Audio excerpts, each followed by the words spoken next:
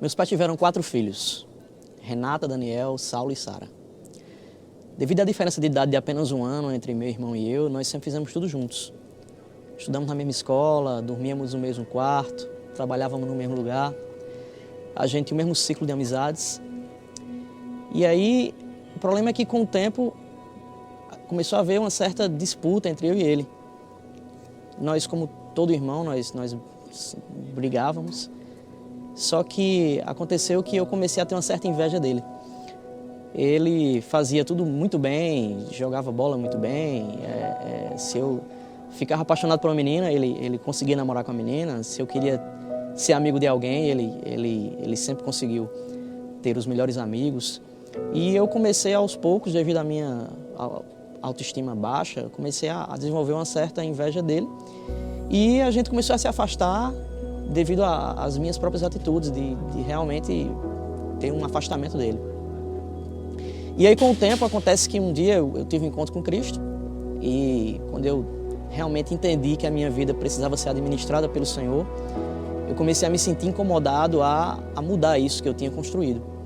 E comecei a ficar com essa coisa no meu coração de buscar pedir perdão pelas minhas atitudes com Ele e construir aquilo que Deus tinha feito, reconstruir aquilo que Deus tinha feito e, de fato, selar um relacionamento da forma como Deus pretendia para a minha vida.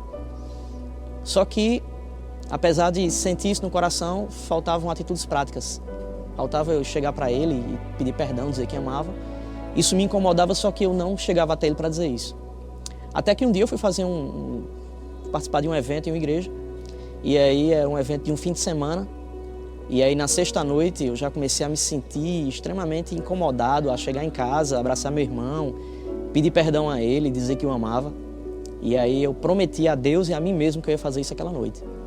E aí quando eu cheguei em casa, meu irmão estava lá, e aí eu dei um legal para ele, e ele respondeu, mas não passou disso. Eu disse, não, depois eu vou lá e falo tal, enfim.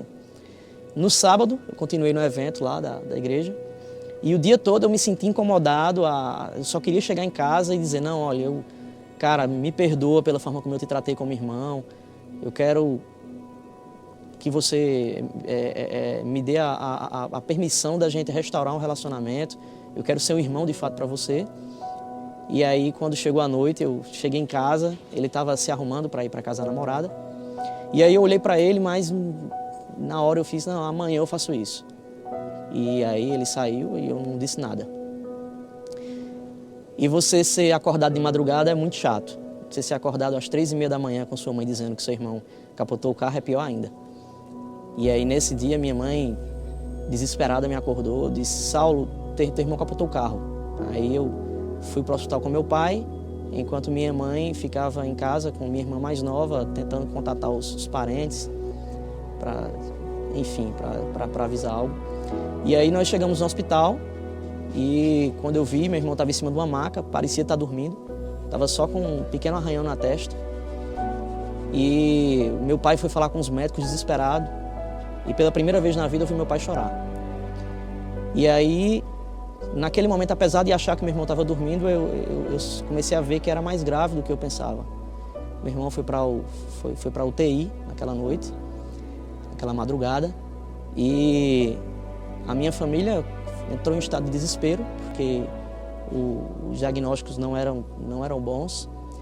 Só que em meio àquele desespero da família, existia alguém que tinha plena convicção de que não ia acontecer algo sério, que era eu. Eu tinha plena convicção porque eu tinha feito uma promessa a Deus e a mim mesmo, e eu sabia que Deus ia permitir que eu cumprisse essa promessa. E conforme os dias iam passando, o quadro do meu irmão, ele ou não saía do lugar, ou então ele piorava, e a minha família cada vez mais ia vendo que não tinha muita saída. Só que eu tinha plena convicção que meu irmão ia se acordar e eu ia abraçá-lo, dizer que o amava e pedir perdão pela forma como eu ignorei meu laço de irmandade com ele mesmo. E depois de 4 dias que ele estava em coma, na UTI, eu vi que os médicos estavam dizendo que o quadro dele estava muito difícil dificilmente ele iria ficar vivo. Eu resolvi ir para o hospital de madrugada.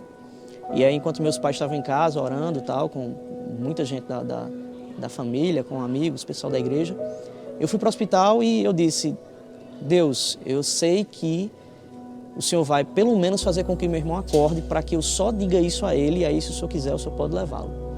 E aí fui para o hospital, fiquei perto lá do local da UTI, esperando que Deus fizesse algo para que eu pudesse falar com ele. E aí faltou energia. Quando faltou energia, a luz do hospital toda apagou. Eu fui falar com o recepcionista, ele disse: não, tem gerador no hospital. Só que eu achei estranho porque, apesar de ter gerador, não tinha nenhuma lâmpada acesa, não tinha nada. E aí eu fui para a porta do quarto dele, e aí a luz piscou, como se a energia tivesse voltado, ela apagou. Quando a luz piscou, eu ouvi um bip único.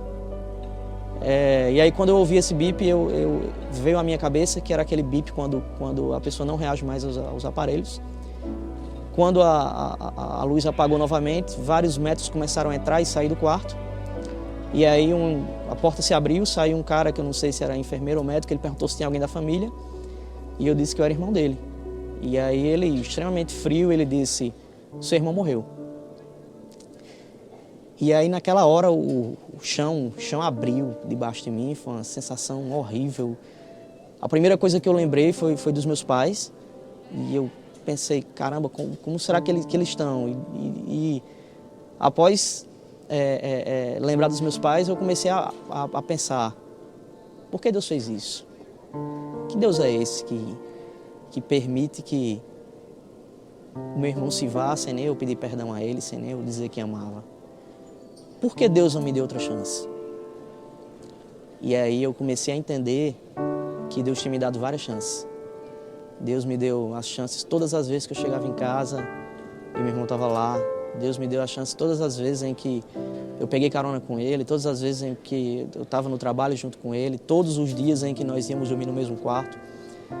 Eu joguei fora todas as chances que eu tive e Deus não era responsável por isso, a responsabilidade era minha. E depois eu entendi que eu deveria ter aproveitado minha chance. Esse é o meu filho. Minha esposa e eu homenageamos o meu irmão, colocando nele o mesmo nome de meu irmão. Esse é o meu Daniel, o presente que Deus nos deu, para que eu possa demonstrar nele muito mais do que todo o amor que acumulei em tantos anos de relacionamentos jogados fora. Se hoje fosse o último dia da sua vida, o que era que você teria para dizer para aquelas pessoas a quem você ama?